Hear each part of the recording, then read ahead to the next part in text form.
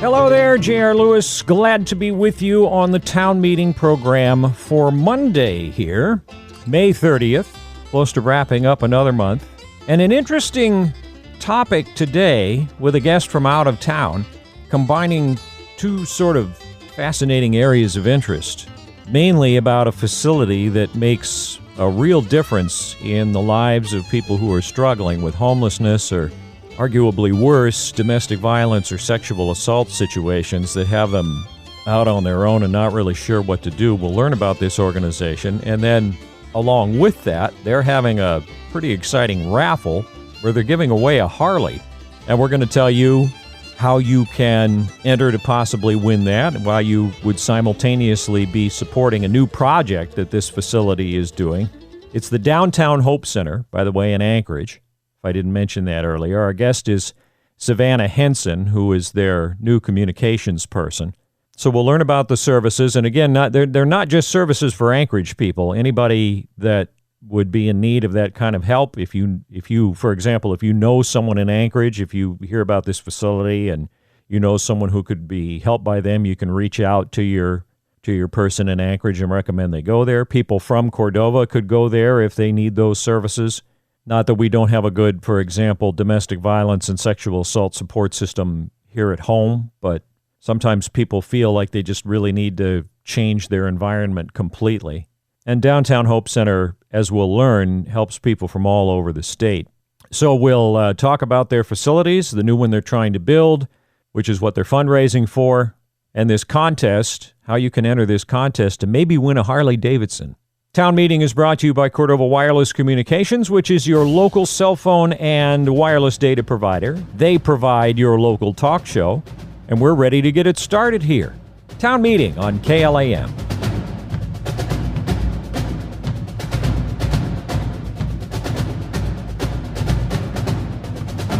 So, Savannah, why don't we start by having you tell us what the Downtown Hope Center is and what it does?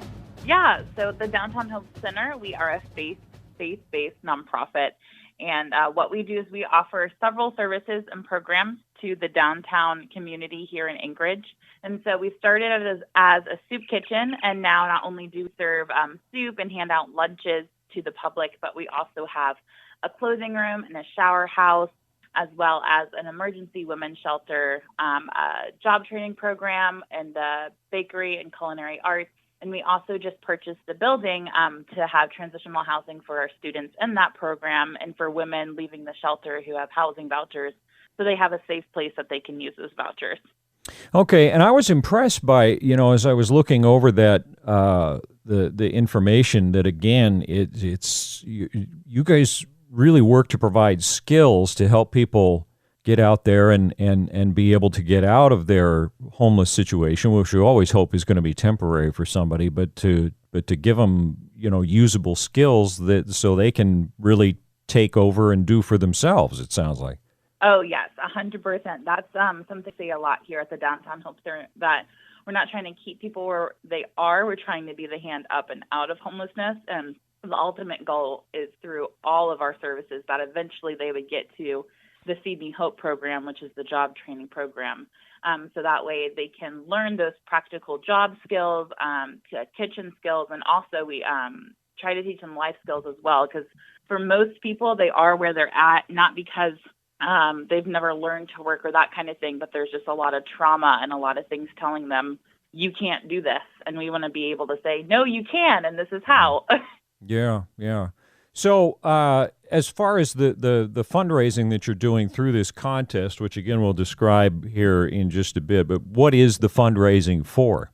The fundraising is specifically for that transitional housing that I just talked to you about. So this year we bought an 18-unit apartment complex, and we're calling it Sweet Hope, a safe place for healing. And really, for our students, we noticed that if they were dropping out, it was because they don't have stable housing. And then, the weather fluctuates. So in the winter, that can be really hard coming to downtown if you're, living a couple of blocks down the street or even miles down the road trying to get to class and that kind of thing. So it can be really discouraging. And so we wanted to be able to offer somewhere for our students to stay so they can keep continuing and graduating the program. And not only that, so they can also have a place that they can put on their resumes where they're residing. And they have that concrete place where if they ever do need help once they're in the workplace, that they can still come back to us because we're right across the street. Yeah. And then also, like I said, mentioned earlier, for those women, some of our women, they've started to receive housing vouchers.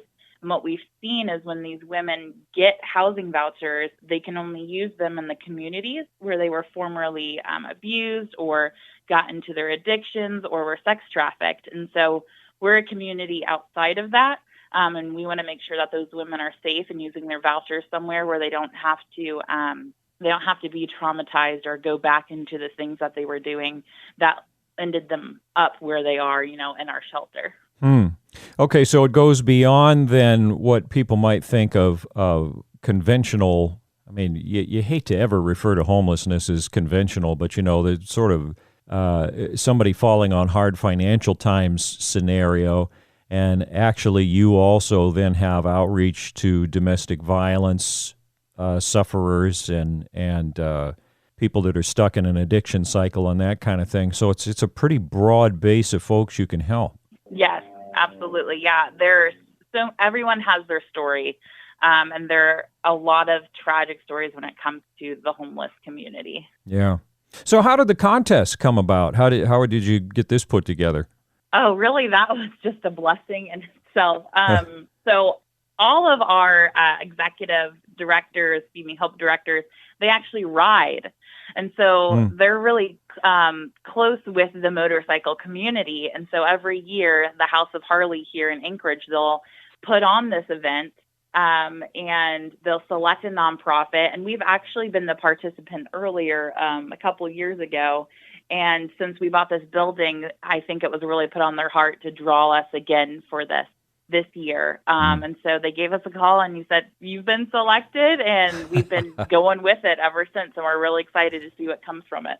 What do you think it is about what is the tie maybe between what you do and these riders? Is there any crossover there? Is there some sort of mutual understanding, or is it just, sort of a proximity thing? Well, I think honestly, the riders, they see what we do in the community, and they've also been a part of that. Every November, they'll get on their little trikes and they'll come down and they'll provide a bunch of turkeys for our Thanksgiving dinner that we provide to the community. And also, our Female Help Director has been a big part of the Bike Blessing, where every year, before the riders, finally start going out all the time, they meet together and they get prayer and that kind of thing, just for safety and all of that. And so I think they see that the people here at the Downtown Hope Center, we care about the motorcycle community, and also the motorcycle community, they just care in general about the community they're around, and they want to be a part of being that hand up and out of homelessness. Yeah. And so there's always been connections, I think, through that. Just when you know somebody and you love something, and then you just come together and great things come from that. Sure. And it's interesting. We've seen stories all over the country, about how biker groups, rider groups will be the ones who will watch out, for kids. I remember a story where there was, they got involved in a bullying program, and kids that were being bullied, they would sort of provide them security getting to school, which not only kept them safe, but sort of raised their profile among the others. Oh, that kid knows all those riders. Maybe I better rethink picking on them. So, you love the creativity that people can come up with. All right, so let's get to the important part here now. How can people enter this raffle? First of all, describe again what the prize is, and then how people can enter. Yeah, so the prize is a 2020 XL 883N Harley Davidson motorcycle. And the way to enter that raffle is you can just go to our website. That's downtownhopecenter.org/liveride2022. And all you have to do is go there. You can buy as many tickets as you want to enter your name in the raffle. Am I allowed to discuss the ticket price? Oh, sure. Okay. The ticket price just for the general raffle, that's $20 per entry. And then if you actually are in Anchorage or you want to come down to Anchorage and ride your current motorcycle and be a part of the event, we have a big lunch and after party, and there's some poker hands involved on the ride from Anchorage to the Valley. And that ticket, it gets you also in the raffle for $50. And you can, if your whole family has motorcycles, they can all come and participate. It could be a family event. Yeah.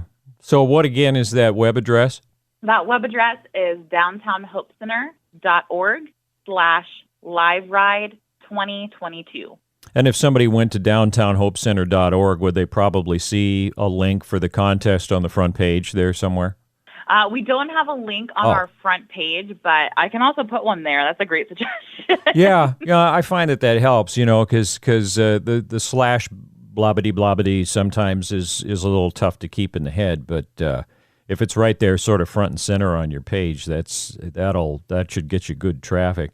Do you find that do you get referrals sometimes from other communities? I'm thinking about ours, for example. We have a lot of resources for the kinds of folks that you describe. We have a good domestic violence program with our Cordova Family Resource Center.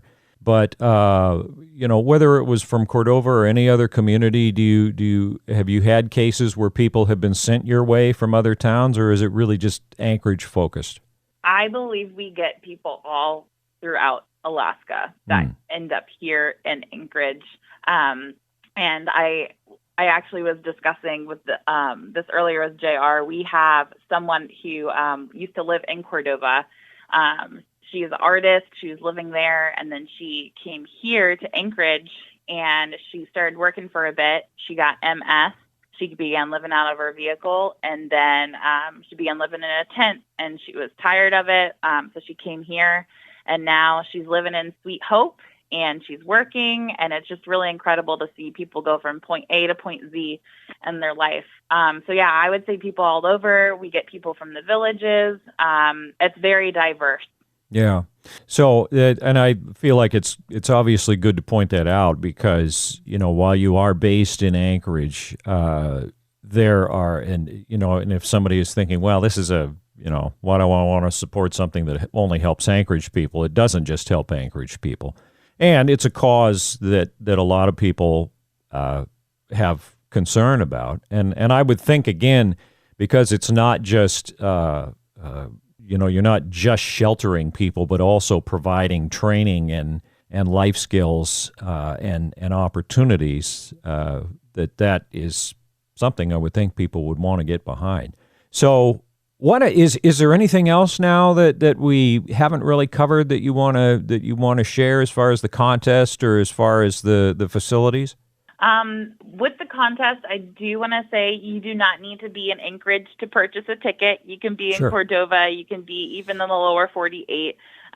If your name is drawn for that raffle on July 16th, you win it. It doesn't matter if you're present at the event or not. Yeah. And as for our center, just know that, the Lord is really, He's given us a lot this year. We've started doing rehabilitative services as well. So if you are someone who prays, I would just ask that you continue to pray that the Lord would move in what He's doing at the Downtown Hope Center.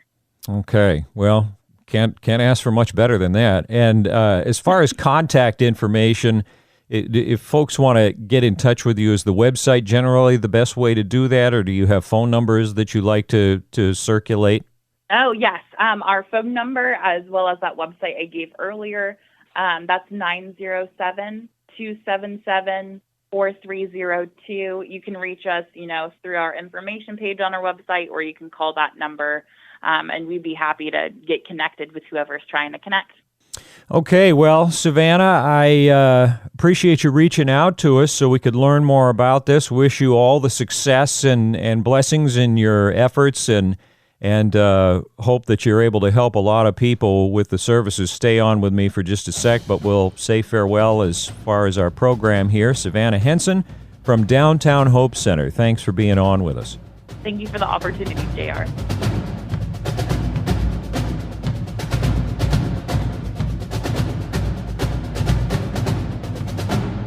Always a pleasure to learn about those who seek to help others. Sounds like some very valuable services that Downtown Hope Center not only provides already, but is hoping to provide even more of in the future. Savannah Henson, who is a communications contact with Downtown Hope Center. Their drawing, by the way, the deadline would be July 16th if you want to participate in that, because that's when they're going to do the drawing. And that website we told you about in there will get you to where you need to go. So thanks again to Savannah for reaching out to us to share their information. By the way, we always like to tip our hat to the folks who provide similar services locally, because Cordova does a very good job through the Cordova Family Resource Center of connecting people with the help they need for these kinds of situations. And speaking of local, big thanks to Cordova Wireless Communications for sponsoring this and for helping to attract a lot of outside investment along with Cordova Telephone Cooperative to the tune of $10-12 million a year that our local telecommunications facilities are able to attract from outside. They bring that in, and as it's passed through to their employees or the things that they buy, then those dollars circulate around in the town and benefit us, again, 7 times over. You figure is how many times a dollar changes hands before that's on average, before it might end up leaving the community. So it's good to have that extra boost, certainly, every year. And their support of local radio is not only much appreciated, but very essential for our operations. So it's a partnership we appreciate a lot. All of the programming that you are entitled to in the 10 a.m. hour is coming right up. If you ever have an idea for a town meeting talk show, if you want to be a guest or suggest one or suggest a topic, anything like that, just let us know. We do this show on demand rather than just sitting here and making things up on a daily basis. But we are happy to snap to it if you've got a good idea and see if we can cover a topic. So until next time, I'm J.R. Lewis. Thank you for listening to the Town Meeting Talk Show on KLAM.